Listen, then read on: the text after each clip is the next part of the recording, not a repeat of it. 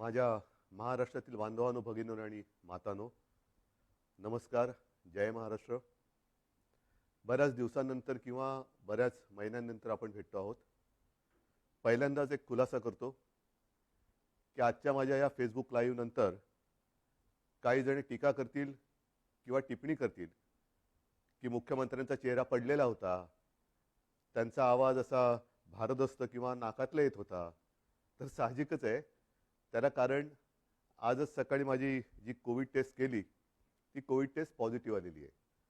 त्याच्यामुळे हा काही इतर कशाचाही दुष्परिणाम नाही, तर तो कोविडचा जो काही एक दुष्परिणाम असतो तो आहे. असो, बऱ्याच महिन्यांनंतर मी आपल्यासमोर आल्यानंतर नेमकं बोलणार काय आहे, बोलण्यासारख्या गोष्टी बऱ्याच आहेत. थोड्याफार मी आता बोलणारच आहे. हेही आपल्याला माहिती आहे की कोविडचा विषय निघाल्यानंतर कोविड काळामध्ये जी काही आपण लढाई कोविडबरोबर लढलो, प्रसंग बाका होता. मला तर प्रशासनाचा कसलाही अनुभव नव्हता आणि तशा त्या कठीण काळात म्हणजे कोणीही तोंड देऊ शकलेलं नव्हतं किंवा ज्यांच्या अनुभवाला हा कोविड आला नव्हता, अशा प्रशासन माहिती नसलेल्या माणसाच्या वाटेला पहिल्या 2-3 महिन्यातच कोविड आला. मला जे काही करायचं ते मी प्रामाणिकपणाने त्याही वेळेला केलं. कोविडपासून सावध कसं राहायचं, काय काय करायचं, हे मी तुम्हाला का सांगतोय, कारण त्या दरम्यानच्या काळात जे काही सर्वे होत होते त्या सर्वेमध्ये देशातील सर्वोत्तम 5 टॉप मुख्यमंत्र्यांमध्ये तुमच्या सगळ्यांच्या मेहनतीमुळे आणि तुम्ही दिलेल्या सहकार्यामुळे महाराष्ट्राच्या मुख्यमंत्र्यांना तो एक त्याच्यामध्ये ती गणना केली गेली. साहजिकच आहे, आत्ताचा विषय कोविड हा जरी असला तरी तो विषय मी घेऊन तुमच्यासमोर आलेला नाही आहे. मी आलेलो आहे काही वेगळे मुद्दे घेऊन. जे काही मुद्दे गेल्या काही दिवसांपासून प्रसारमाध्यमातून आपल्यासमोर येत आहेत, मग ते शिवसेना आहे, ही शिवसेना बाळासाहेबांची आहे का, शिवसेनेने हिंदुत्व सोडलं आहे का, मग ही शिवसेना नेमकं कोण चालवतोय, मुख्यमंत्री भेटत का नाहीत, मुख्यमंत्री भेटत नव्हते, मुख्यमंत्री म्हणजे मी, हे गेल्या काही दिवसांपूर्वी सत्य होतं. ह्याचं कारण जी माझी शस्त्रक्रिया झाली होती तो अनुभव काय होता, त्या अनुभवाचं एक वर्णन नाही मी करत बसणार, पण त्याच्यानंतरचे 2-3 महिने हे फार विचित्र होते. मी कोणालाही भेटणं शक्य नव्हतं, म्हणजे भेटू शकत नव्हतो. म्हणून तो जो काळ होता तो मुख्यमंत्री कोणाला भेटत नाही, हा मुद्दा बरोबर आहे. पण त्याच्यानंतर मी आता भेटायला सुरुवात केलेली आहे. जी जी काही कामं, बरं असंही नाही की मी भेटत नव्हतो म्हणजे कामं काही होत नव्हती. मी माझी पहिली कॅबिनेट मीटिंग ही हॉस्पिटलमध्ये बाजूच्या खोलीतनं अशीच ऑनलाईन केली होती आणि त्याच्यानंतर काम हे अव्यवहातपणे सुरू आहे. शिवसेना म्हणाल तर शिवसेना आणि हिंदुत्व हे दोन घट्ट एकमेकांमध्ये गुंफलेले जोडलेले हे शब्द आहेत. शिवसेना कदापि हिंदुत्वापासून आणि हिंदुत्व कदापि शिवसेनेपासून दूर होऊ शकत नाही. कारण शिवसेना प्रमुखांनी जो एक कानमंत्र दिलेला आहे की हिंदुत्व हा आमचा श्वास आहे. म्हणूनच गेल्या एक 8-15 दिवसापूर्वी आदित्य, एकनाथ शिंदे, त्यांच्याबरोबर आपले काही आमदार, खासदार, मंत्री हे अयोध्येला जाऊन आले. हिंदुत्वासाठी काय काय केले, कोणी कोणी काय काय केले, हेही बोलण्याची आत्ता वेळ नाहीये.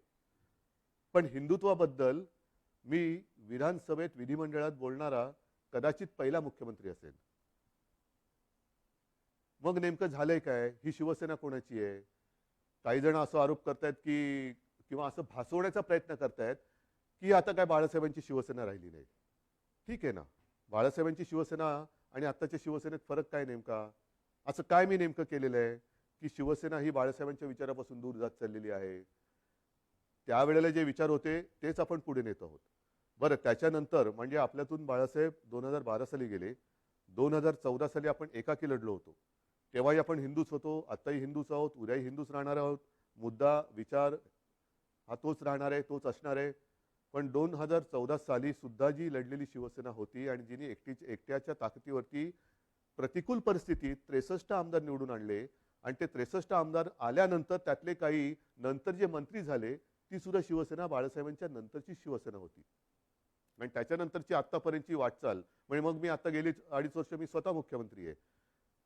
माझ्यासोबत पहिल्या आणि आत्ताच्या मंत्रिमंडळातले जे काही सहकारी आहेत ते सुद्धा त्याच बाळासाहेबांच्या शिवसेनेतले सहकारी आहेत. म्हणजेच काय की पहिल्या प्रथम शिवसेना हिंदुत्व, शिवसेना कोणाची, शिवसेनेने हिंदुत्व सोडले का, शिवसेना बाळासाहेबांची राहिली नाही का, मग आम्हाला ती बाळासाहेबांची शिवसेना पाहिजे. मग मधल्या काळामध्ये जे काय सगळं मिळालं ते बाळासाहेबांनंतरच्या शिवसेनेने दिलं, हे मी म्हणेन कृपा करून लक्षात ठेवा. मग आता मुद्दा काय आहे की सध्या राज्यामध्ये काय चाललेलं आहे. आपल्याला सर्वांना कल्पना आहे की शिवसेनेचे काही आमदार गायब, अमुक गायब, तमुक गायब, गेले कुठे. पहिले सुरतला गेले, त्याच्यानंतर आता म्हणतात गुवाहाटीला गेले. आता त्यातल्या काही आमदारांचे आपल्याला फोन येत आहेत, आम्हाला इकडे आणलं गेले, आम्हाला परत यायचंय. आपल्यामध्ये इथे असलेल्या आमदारांना काही फोन येत आहेत. मला त्याच्यामध्ये जायचंच नाहीये. हे जे माझं मनोगत आहे ती मी अवघ्या 5 मिनिटात संपवणार आहे. आणि ते एवढ्यासाठी की काल परवा जी आपली एक निवडणूक झाली विधान परिषदेची, त्या विधान परिषदेच्या निवडणुकीच्या आदल्या दिवशी हॉटेलमध्ये सगळे आपले आमदार होते. मी तिकडे गेलो आणि म्हटली काय परिस्थिती, ही कोणती लोकशाही, ज्यांना आपण आपलं मानतो, शिवसैनिक मरवर मरतात, राबतात, निवडून देतात. जनता सुद्धा शिवसेनेच्या विचारावरती विश्वास ठेवून त्यांना निवडून देते. आणि आपली माणसं ह्यांना सुद्धा आपल्याला एकत्र ठेवावं लागतात का. अरे हा कुठे गेला बघा, तो कुठे गेला बघा, मग मध्येच कोणतरी गायब होतो, कुठे गेला होता, नाही मी जरा बाथरूमला गेलो होतो. म्हणजे बाथरूमला गेला तरी संशय. म्हणजे बाथरूमला म्हणजे असं म्हणतात की शंका ठीक आहे, पण लघुशंकेला गेला तरी शंका. ही कुठली शाही, ही अशी लोकशाही काय मला आवडणारी आणि पटणार नाही. आणि मला वाटतं बाळासाहेबांनाही पटत नव्हतं आणि आपल्यालाही पटणार नाहीये. मला एक मुद्दा काय सांगायचा आहे की मला कशाचाही अनुभव नसताना जे काय घडलं, मी इच्छेपेक्षा जिद्दीने करणारा माणूस आहे. इच्छा असो वा नसो, पण एकदा जबाबदारी अंगावर आली तर ती जबाबदारी मी पूर्ण जिद्दीने पार पाडण्याचा प्रयत्न करतो. आणि त्याच जिद्दीने मी शिवसेना प्रमुखांना दिलेलं वचन पूर्ण करणारच हा निश्चय मनाशी बाळगून रणांगणात उतरलो. त्यावेळेला मी आपल्या समोर आलो होतो, आज सुद्धा समोर आलेलो आहे. कोणताही अनुभव नव्हता आपल्याला तेव्हा. नाईलाज झाला, वेगळा मार्ग पत्करावा लागला. काँग्रेस आणि राष्ट्रवादी हे गेले 25-30 वर्ष आपण त्यांच्या विरोधात, ते आपल्या विरोधामध्ये हे लढत आलेलो आहोत. मग त्याच्यानंतर हे जे काय घडलं हे सर्वांना माहिती आहे की काँग्रेस आणि राष्ट्रवादीने, विशेषतः पवार साहेबांनी, ती बैठक आमची तिन्ही पक्षाची झाली. त्या बैठकीमध्ये सगळं ठरलं. आणि ते ठरल्यानंतर मला त्यांनी सांगितलं की उद्धव जरा 1 मिनिट बोलायचं आहे. म्हटलं काय बोलायचं, आता ठरलंय सगळं, नाही 1 मिनिट. आणि बाजूला खोलीत गेल्यानंतर त्यांनी सांगितलं की उद्धव हे सगळं ठीक आहे, पण जबाबदारी तुम्हाला घ्यावी लागेल. म्हटलं का. तर तसं नाही म्हणे, आमच्याकडे पण ज्येष्ठ लोक आहेत, काँग्रेसकडे पण ज्येष्ठ लोक आहेत, आणि शिवसेनेकडनं जर तुम्ही नसाल तर ते पुढे चालणं हे कठीण आहे. मी म्हटलं पवार साहेब काय मस्करी करता का. मी आत्तापर्यंत महापालिकेत सुद्धा महापौर जिंकल्यानंतर अभिनंदन करायला जातो. म्हणजे साधा महापालिकेत न गेलेला माणूस मुख्यमंत्री कसा होणार. ते नाही नाही तुम्हाला हे करावं लागेल. ठीक आहे, जिद्द केली, जिद्द. मग पवार साहेबांनी, सोनिया गांधींनी विश्वास टाकला माझ्यावरती. सोनियाजी सुद्धा मध्ये कधीतरी आपुलकीने फोन करत असतात, विचारत असतात. एक गोष्ट लक्षात घ्या की कोणताही अनुभव नसलेला माणूस इकडे बसवणं, त्याच्या मागे नुसता स्वार्थ हा विचार नाहीये. पण एक राजकारण म्हटल्यानंतर राजकारण कुठेही कसंही वळण घेऊ शकतं, पण त्या वळणाला सुद्धा अर्थ पाहिजे. उगाच काही रडकुंडीचा घाट जो म्हणतो ना, तिकडनं पोलादपूर पासून आपल्या ह्याला महाड पासून वरती महाबळेश्वरला जाताना रडकुंडीचा घाट, जो वळण वळण वळण वळण म्हणजे गाडी चालवता चालवता गाडीचा चालक हा रडकुंडीला येतो. तसं हे वळणदार राजकारण कोणाच्याच उपयोगाचं नाहीये. आजपर्यंत ह्या सगळ्यांनी मला खूप सहकार्य केलेलं आहे. प्रशासनाने तर कमाल केलेली आहे. प्रशासनाने तर मला सांभाळत काय योग्य काय अयोग्य हे सुद्धा सांगण्याचा प्रयत्न केलेला आहे. आज मी नेमकं काय बोलणार आहे, मला दुःख कशाचं झालेलं आहे, आश्चर्य कशाचं वाटलेलं आहे, धक्का कशाचा बसलेला आहे की काँग्रेस आणि राष्ट्रवादी म्हणाली की आम्हाला मुख्यमंत्रीपदी उद्धव ठाकरे नकोत. तो त्यांचा विचार आहे. दोन्ही पक्ष स्वतंत्र आहेत. ठीक आहे, सत्तेच्या तडजोडीसाठी आपण एकत्र आलो होतो असं जे काही इतर जण म्हणतायत, त्यांच्याप्रमाणे सत्तेच्या साठी आपण एकत्र आलो होतो. पण आज सुद्धा सकाळी कमलनाथजींनी मला फोन केला होता. कालच सकाळी शरद पवारजींनी फोन केला. मला म्हणाले उद्धव आम्ही तुमच्या सोबत आहोत. हा त्यांच्या भरोश्याचा विषय आहे. पण त्यांनी भरोसा माझ्यावरती ठेवल्यानंतर माझ्याच लोकांना जर मी मुख्यमंत्रीपदी नको असेल तर काय करायचं, हा मोलाचा प्रश्न आहे. माझीच लोक म्हणत असतील की ते ठीक आहे त्यांना हवे असतील पण आम्हाला तुम्ही नको. मग मला हेच म्हणायचं आहे की समजा माझ्या लोकांना म्हणजे मी माझं म्हणतोय ते मला आता माझं आपलं मानतात की नाही मला माहिती नाही कारण ते माझ्यासमोर नाही आहेत. तर तुम्ही इथे येऊन बोलायला काय हरकत होती?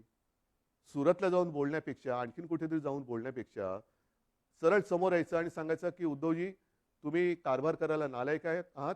हे कोविडच्या काळातले टॉप 5 वगैरे सोडून द्या. आम्हाला तुम्ही मुख्यमंत्रीपदी नको. ठीक आहे, चला मी उठतो. आणि आज सुद्धा मी तुम्हाला सांगतो, जर त्याच्यापैकी एकाही आमदाराने समोर येऊन मला सांगितलं किंवा जर त्यांनी स्टेटमेंट दिलं की उद्धव ठाकरे मुख्यमंत्री पदावरती नकोत, तर मी आत्ता मुख्यमंत्री पदाचा राजीनामा द्यायला तयार आहे. आणि ह्याच्यावरती विश्वास नसेल तर आज आपली फेसबुक लाईव्ह झाल्यानंतर आज संध्याकाळपासून मी माझा मुक्काम वर्षावरनं मातोश्रीला हलवत आहे. मला कोणताही मोह नाही. मी ओढून ताणून खुर्चीला चिकटून बसणारा नाही. मी शिवसेना प्रमुखांचा पुत्र आहे. कोणताही मोह मला खेचू शकत नाही, अडवू शकत नाही, थांबवू शकत नाही. पण हे माझ्या समोर येऊन बोला. उगाच काहीतरी शिवसेनेशी आम्ही गद्दारी करणार नाही, पण ही शिवसेना आहे आमची शिवसेना.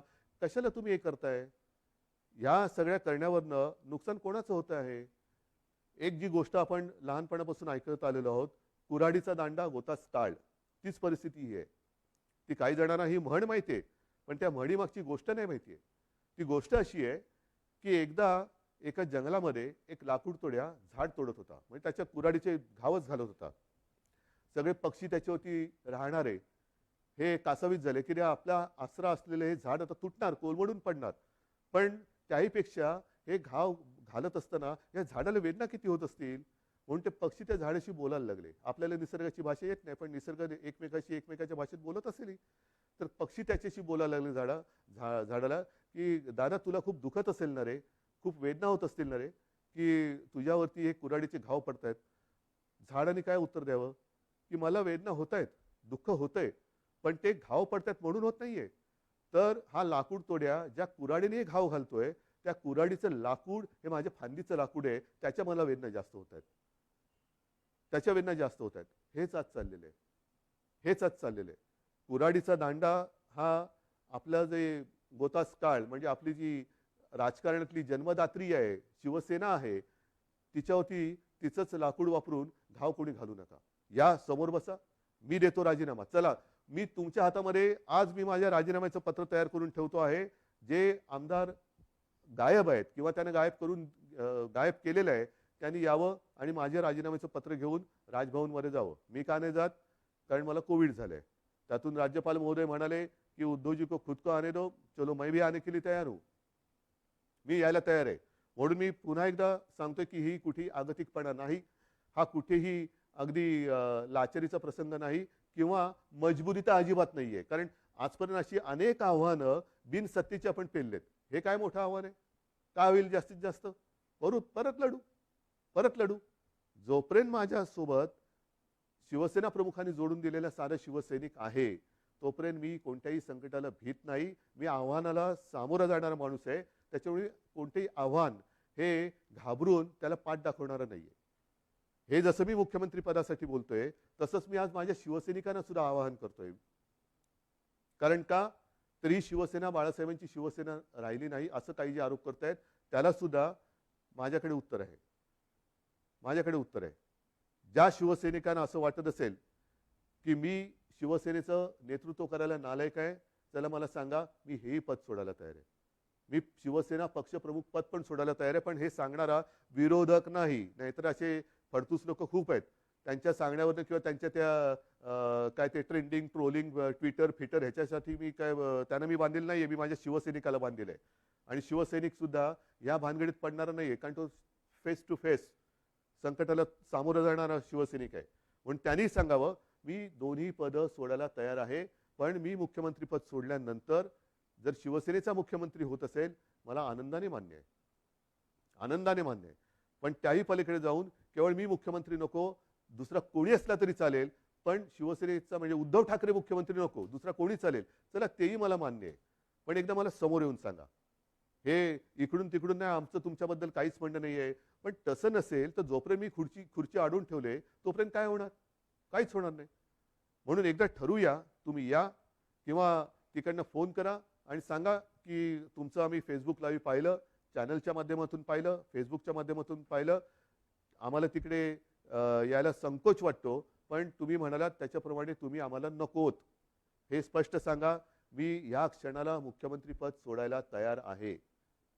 या क्षणाला मी मुख्यमंत्रीपद सोडायला तयार आहे. आणि म्हणून बांधवांनो आणि भगिनीनो एकच सांगेन, शेवटी ही पदं येत असतात, पदं जात असतात. आयुष्याची कमाई काय? पदं नसतात. पदावरती बसल्यानंतर जे तुम्ही काही काम करता त्याच्यानंतर जनतेची प्रतिक्रिया काय असते ही आयुष्याची कमाई असते. आणि या 2.5 वर्षामध्ये जे प्रेम तुम्ही मला दिलत, कुठे झाली हो आपली भेट? पण ह्याच माध्यमातून मी तुमच्याशी बोलत आलो. आणि अनेक जणांनी मला सांगितलं की उद्धवजी, तुम्ही बोलताना आमच्या कुटुंबातला एक माणूस आमच्याशी बोलतोय असं वाटतं. हे भाग्य मला नाही वाटत ह्याच्यापेक्षा आणखीन काय असू शकेल. ज्यांची ओळख पाळख नाही, दूर कुठेतरी राहतात, अगदी मुंबईत राहिले तरी भेटीचा कधी योग येईल असाही भाग नाहीये. पण या माध्यमातून जेव्हा मी तुमच्याशी बोलतोय तेव्हा तुम्ही आमच्या कुटुंबातले वाटतात. हीच तर आयुष्याची कमाई आहे. आणि ही आयुष्याची कमाई माझ्यासाठी तरी भरपूर आहे. मुख्यमंत्रीपद हे तेव्हा अनपेक्षितपणाने आलं. आत्ता सुद्धा मी यायला चिकटून बसत नाहीये.